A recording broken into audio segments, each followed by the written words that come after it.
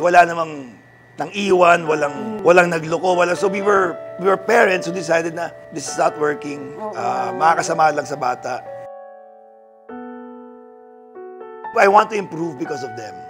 So I would see my faults and I would do something about it because for them, it's for them. Guide na lang natin, yeah. And of course, as a father, ito, one thing as a father that I realized, that there's only one person pala who wants to see you succeed. And it's your father. No matter the weather, we'll get through it together. You make all. Hello and welcome back to Behind the Scenes with Ina Season 3 Father Series. And for today's episode, we will dive in to real stories behind the spotlight, exploring career, journey, family life, passion, and the lessons that shape who they are. Today, I am excited to sit down with a talented actor, a husband, and a loving father, none other than my Kuya Paolo Paraiso! Hi, Kuya! How Kuya are you? talaga. I'm good, yes, I'm good. Oo, Kuya. Oo, sobra. Talaga yung Kuya. Dapat ko-correct kita sa Kuya, pero naisip ko nga pala, 18 roses mo ko sa... Yes, oh my God, yes. Ano mo, sa dibu mo, it's like, nga. Kaya nga, Kuya. Kuya talaga. Ito yung mga isang talagang naging kuya ko sa showbiz na until now, to the point na, yes, I made their wedding rings. Talagang ginanon na.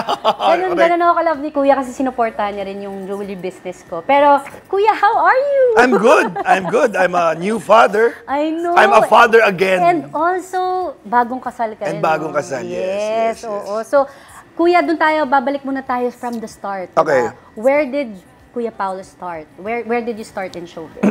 Well, I started out kasi as a model. Okay. So wala akong interest mag-showbiz talaga. Oh. But nagkaroon ng opportunity sa showbiz. Parang ayoko pa noon. Parang nakita ko ni Mr. M somewhere. Tapos sabi ni Mr. M, Star Circle. Paolo, ganyan, Paolo. Hindi ka Star Circle. I was a model lang, 21 years old na ako. So medyo adult na ako. Feeling adult. So para sa akin, pambata yung showbiz eh. Until I did my first workshop. Tapos bilang, okay to, there's something to this. And then ang unang show ko in ABS was Tabing Ilog. So nakasama ko kagad si John Lloyd, si Paolo Conti, si Baron, si Patrick. So bigla akong may balance ng fun and trabaho eh. So sila direct Malu. So for me, yung immersion ko, bilis. Boom! Yeah, biglang doon ka agad. Ayun, so yun. Wow. From there, yun na, dire-diretso na ako. Never look back. What made you fall in love with showbiz? The process of acting. Swerte ako na late din ako pumasok. Parang buo na yung personality ko na pumasok ako sa showbiz. So, di ako parang nawawalang bata sa showbiz. Di ba? May ganun kasi, yung para sa mga pagbago kasi, yung pag nakita parang, oo ka lang na oo. Saka yung overwhelming feeling. Yes, overwhelming feeling. Yes, kasi, di ba, all that attention. So, I had that na. So, as a model, I had that. So, di bago sa akin yun. But then, dahil medyo adult na ako, nakapag-decide ako ng tama na ano. So, yun. So, para sa akin, when I saw that acting, yung acting was it. Naswerte ako na I was surrounded by people na alam ang distinction ng acting and being a celebrity. Being an actor and being a celebrity. That hooked me in na parang, gusto ko gawin to. In this industry, how do you keep yourself motivated or passionate about this craft? With the projects you do. Kasi, ito lang masasabi ko sa Ins, my life, it's a bunch of opportunities that I took. So I was a model, nagkaroon ng opportunity maging artista. Nag-artista ako. Nung artista ako, nagkaroon ng opportunity magka-negosyo. Nagnegosyo ako. Nagnegosyo ako, ayun, so it led, one thing led to another. Yeah. So, to go back to your question, anong question mo ulit? The question is, how do you keep yourself motivated and passionate? So the motivation is, kailangan yung opportunity gets you excited. Yes. So, parang 5 years ago, munti ka na mag-quit kasi sabi ko, magdinegosyo lang ako. But then I did a project. I did this, We Will Not Die Tonight with Richard Somes. Okay. And nabago yung paningin ko bigla. Parang na-realize mo, hindi, mahal ko pa rin ito. Oo, tsaka bagong genre eh. Yun yung Yes. first time ko pumasok sa kontrabida, sa action. Doon ako nag-uwi. Hindi na ako teleserye. Tsaka Dati kasi other side teleserye, of you. drama, best friend, comedy. Tsaka hindi ka na pupunta sa kontrabida masyado. Oo, nung time na yun, hindi pa. So that was my first. Then, na-motivate ako, improve. Nag-iba ako itsura, balbas. Yan, so yun. So that motivated me. So every opportunity motivates me. And finding that next opportunity. Ganda nun. Every opportunity motivates me. Yeah. Kasi sabi nga naman natin, if we love something that we do, it's really not hard Yes. to be able to love it or to do it well or to see kung masaya yung tao sa ginagawa. And at the same time, Diba? that mindset, that opportunity na hindi lahat alam mo. So, pag may opportunity, gawin mo lang and then try mong intindihin kung kaya mong gawin, di ba? What is the most memorable project na nagawa mo? Yung ngayon pag naiisip mo, hindi mo makalimutan.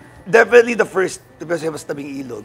Tabing Yeah. Ilog, it was my first. I met the cool people, I met Yes. mga magagaling na tao. So, I think Tabing Ilog would be It's my really most memorable for you. Alam mo, kuya, dati nanonood pa kami doon, pupunta pa kami sa, Sa Pagsangan. Yun, sa Sa Pagsangan, Pagsangan. Oo, pupunta kami dyan. Tapos nanonood kami. Pero nung time hindi pa tayo masyado magkakilala. Baka baby ka pa nun. Oo. How do you handle fame and pressure that comes being a public figure? Like I said earlier, di ba, dahil model ako before, so I although ibang-iba ang pagiging model sa pagiging Yes, artista. And I can't say naman na para akong John Lloyd level or Piolo level na pagpapasok sa mall, magkakagulo. Hindi naman ganun. I did Provinciano, and right now, may Batang Quiapo. Ang mga pulis sumasaludo sa akin. So, hindi naman sa inaabuso ko ang mga pulis.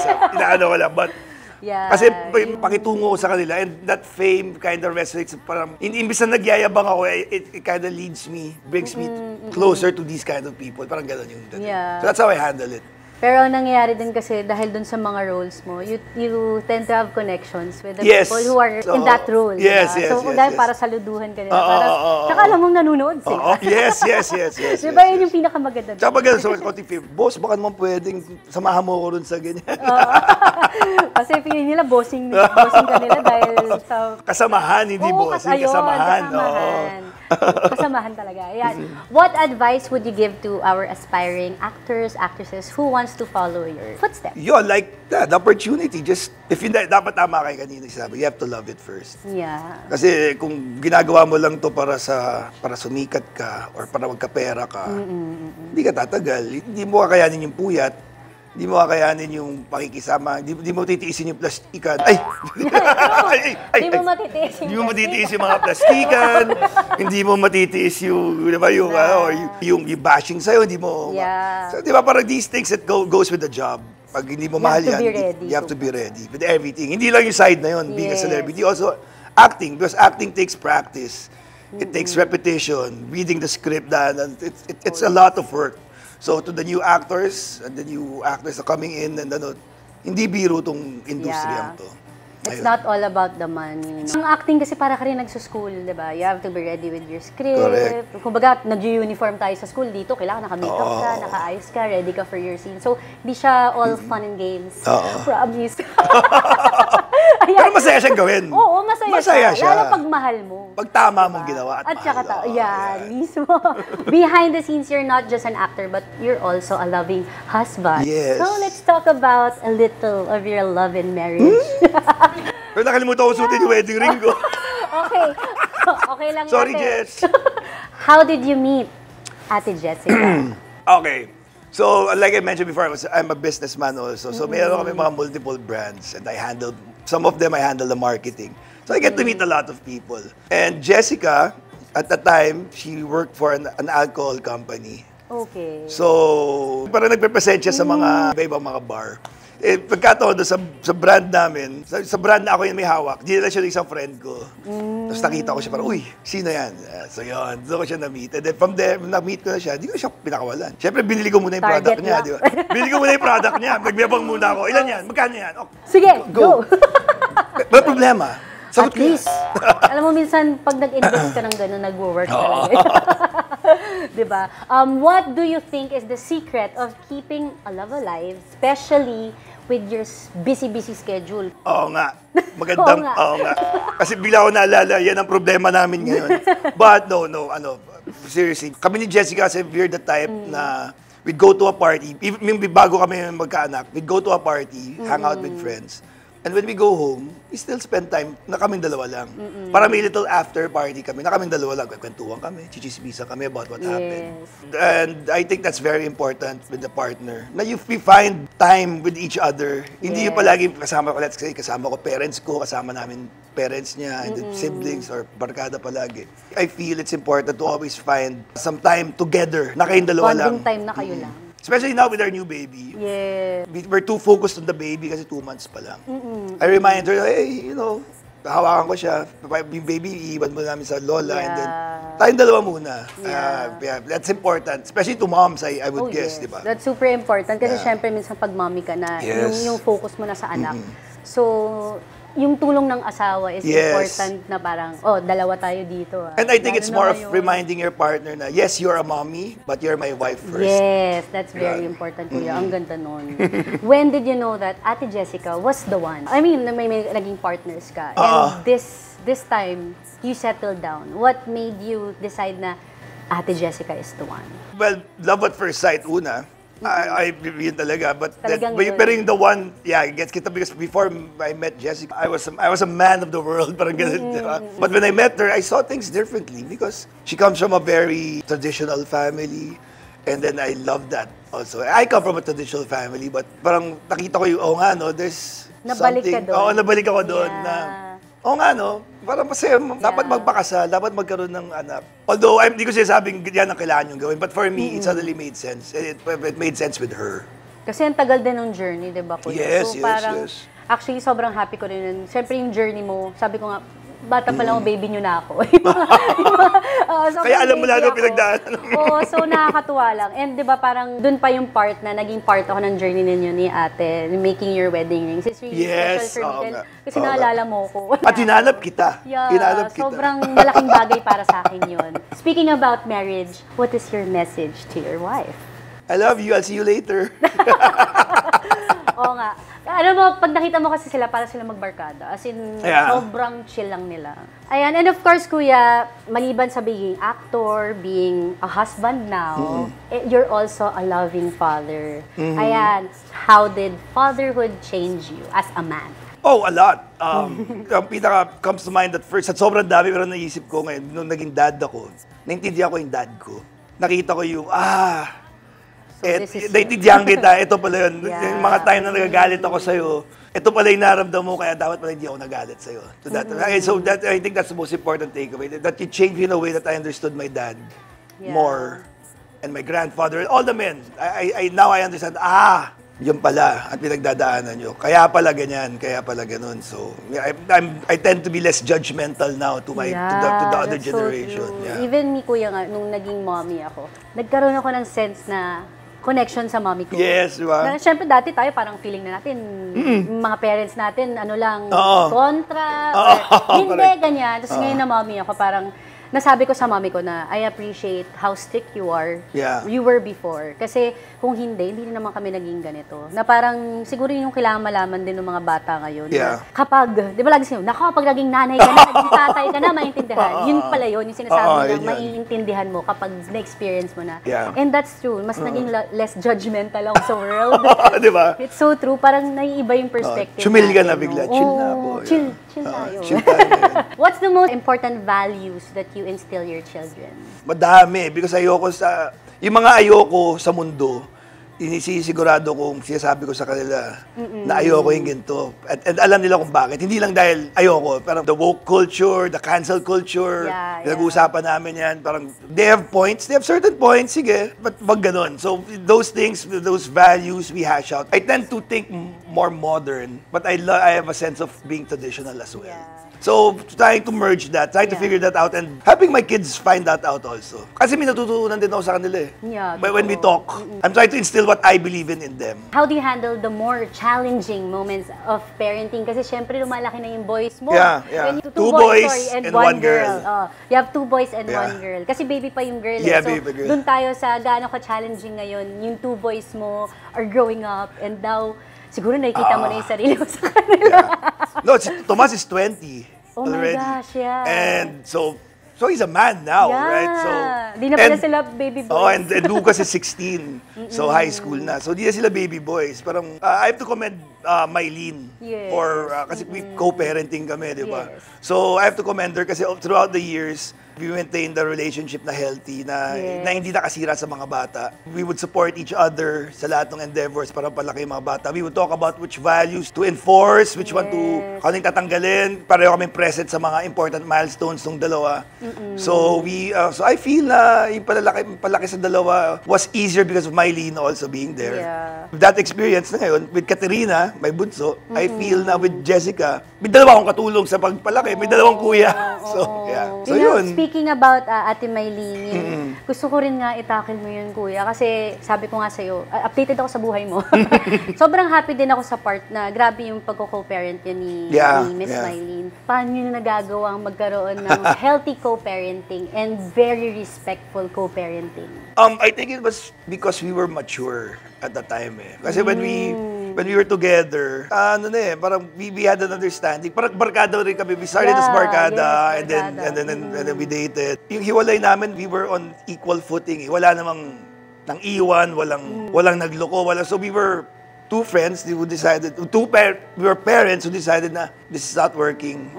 Makakasama lang sa bata. So with that in mind na makakasama sa bata, ang gusto namin is para sa bata, it's for the good of the kids. So we were able to work together naman. Naghiwalay nga kami, but we were able still to work together for the kid, for Tomas and Lucas. Yun So yun, it's just, I think it's mindsetting lang. Hindi ko naman inisip lalamangan niya ako. Hindi ko naman, I guess, mga ganun. For it to work, we're just on equal footing and Yeah, tsaka siguro kuya, kung sa'yo ganun tingin mo, ako being an outsider, I see the love and respect as parents. Yeah. And for you to make it work for your children, di ba? Kasi kagaya nun, yung ibang tao, syempre yun, now you're married, pero at the same time, yung journey mo, nung nangyari lahat yun, hindi rin naman maging madali na ngayon, di ba, kasal ka na, and then ang lalaki na ng mga anak mo. Tapos now you're starting a little baby girl, di ba? So, sabi mo nga, yun yung ang laki ng difference from nagkaroon ka ng anak na yung 20 years old na. So, what does it feel like having your baby girl right now? Nakalimutan ko, ang hirap nga pala. Pero ang cute, I think it's very satisfying. So, kaya iyak, di ba? Nakalimutan ko yung una kong nahihirapan na, because I have two boys, di ba? So, pag papalit ng diaper, sabi, walang problema, kaya ko yan. Pagbukas, unang change ko ng diaper ni Katerina, pagbukas ko, babae nga pala to. So, yung sobrang fragile. Baka magawa ko dito. Kasi kayo ko na, sige na, hindi ko lang gagawin Kuya, ko. share ko lang ganyan na ganyan nangyari sa asawa ko. Kasi yung asawa ko, may anak siya sa pagkabinata. So, in a way, nung nabuntis ako, nagkaroon ako ng gano'n na alam naman ng asawa ko paano gagawin. Babae. And it was like 8 years apart. Ganon. So, nung nagkaroon siya rin yung natakot na, wait, this is something new to me kasi alam ko lalaki. So, ganun pala yun. So, nagkakaroon ka rin ng essence na refreshment na akala ko kaya ko na maging tatay. Pero hindi pala, iba talaga pag babae o lalaki. Yes. And then, psychologically, iba tingin mo sa lalaking baby. As a father, ibang tingin mo sa lalaking baby siya sa babaeng baby. Ibang-iba yung lalaking baby, si Thomas, pwede mo yung wrestling, di ba? Pag lalaki. Princess. Yes. Saan ko lalagay ito si... Totoo. Mabasa. Kuya, how did having children and also Ate Jessica in your life change you as a person? I want to improve because of them. So I would see my faults and I would do something about it because for them. It's for them. Yeah. It's supposed to be for me, but I will do it for myself so I can help them. Right? Para yun yung because dati nung bata ako, hindi man wala akong pakialam sa inisip ng ibang tao. Medyo may habang ako nun eh. Medyo. Hanggang ngayon naman, pero... may habang ako nung wala akong pakialam dati. I think that's where my attitude comes from, that this happy-go-lucky. Pakialam. Hindi na papakain sa akin. May ganun ako eh. Yes. But now, for me, I see the importance of that because especially I have a daughter. Yeah. I have to be more careful. I have to be more respectful of the world, with the world. So they would treat my daughter the same way. Parang ganun. Ang ganda. Last question, Kuya. Hindi naman siya question. It's more of what is your message to your children? I just want them to do good. I just want them to find their own path. And wala akong path na ipipilit. Sabi ko kay Jessica at kay Mylene dati na, wala tayong ipipilit na path eh. i-represent natin lahat. Tapos kung anong gusto nila, supportan na lang natin. Guide lang tayo. guide na lang natin, And of course, as a father, one thing as a father that I realized, that there's only one person pala who wants to see you succeed. And it's your father. Di ba? Parang as a man, I realized, parang ayaw akong patalo. Sa ibang tao, hindi ako papatalo dyan. Hindi ako papatalo. But nung nakita ko yung anak ko, si Thomas and si Lucas growing up, and I want them to excel. Gusto nila, lampasan niyo ako. Parang you want them to experience life more than what you've experienced. And lastly, Kuya, message for others. Kung may mga advice ka sa kanila. To the fathers. Mahirap maging tatay, di ba? So, just do what you do. Kung tingin mo nakakapagod, tingnan mo lang anak mo. Magkaka-energy ka na ulit di ba? So yan ang magic ng tatay. But one thing that I just reassure you sa all the fathers out there, lahat naman tayo di natin alam ginagawa natin. But we're trying to figure it out. The point that you're trying to figure it out is enough. Kaysa mag-give up ka lang, pag nag-give up ka, nagpatalo ka na, di ba? Wala maling attitude. So just keep trying. And I think there may mga father communities ngayon, like yung mga sa Facebook na mga ganyan, that fathers are coming together to help each other. So, ayun. Yeah. Kasi sabi ko nga why I did this show as well, parang sanay tayo na mother's talk. Yes. Girls. Yes. So this time, it's a chance that we hear the father side. That's such a good point. Struggle. Bakit nakakalimutan natin yung ilaw ng tahanan, which is the father. So thank you for sharing your journey, Kuya. Thank you. Alam mo, sobrang thank you talaga. Kuya, baka meron kang gustong invite sila or where they can follow you so they can be updated. On Instagram, follow me at Paolo Paraiso. And of course, mag kayo ng Batang Quiapo. Ayan, nasa Batang Quiapo Batang Quiapo, yeah. Thank you for your time, Kuya. Ganun lang naman siya kiksi. Parang chika lang tayo habang diba? nagkakape. Habang nagsisinig, roast beef sinigang. Sa Meats and Deli na napakasarap. Ay, wow! Nagustuhan mo yun, Kuya. Gustuhan ko. Guys, masarap daw yung roast beef dito, so masarap talaga. Masarap siya. Thank you so much, Kuya Paolo, for sharing your story. Ayan, meron na naman tayong isang storya na shinare ng mga tatay na ngayon nagkakaroon tayo ng chance marinig. So again, thank you for sharing your story. And before we end, I would like to thank our following sponsors for making the show possible. I would like to thank Meats and Deli Cafe for our food and our venue. Please visit Meats and Deli Cafe at The Grove by Rockwell Pasig. And then Chardy Nino for my makeup and also Sean Aquino for my hair. Ayan, Alakay Gym for our gym session sa Alakay Fitness, BF Paranaque. Oswald Carbonell Life Insurance for 100,000 worth of accidental insurance for all our guests. Alpha Massage and Wellness for pampering our guests with a home service massage. And of course, my production team, AAA Digital and Studio Manila. Thank you for making this show colorful and giving life to the show. Ayan, to our viewers, thank you so much for watching Behind the Scenes with Ina. Don't forget to like, share, hit the notification bell, share this episode, and subscribe to our channel so you won't miss more inspiring conversations with us. Again, this has been Ina Asisto Carbonell, your host, because there's always a story behind the scenes. God bless you, and I hope you enjoyed this episode. I celebrate you, your light and laughter. I celebrate you through every chapter. I celebrate The very first Pinoy Fear Factor winner, admired for his strength and determination. After his reality TV success, he transitioned into acting and modeling. Now, a proud dad and a loving father. He shares how resilience and fatherhood changed his life. Can you guess the father? Blessing and a curse yung journey ko rin sa loob. Kasi 6 years ako nawala sa system ng mundo. Yun yung pinakamahirap. Hindi mo alam kung kailan matatapos yung problema mo. Pero kumapit ka lang, makukuha mo yan, matatapos yan. Diyos kakampi mo yan. Sa lahat ng mga dumadaan sa problema, nandyan yan para matuto lang kayo. Hindi yan binigay sa inyo dahil hindi nyo siya kaya.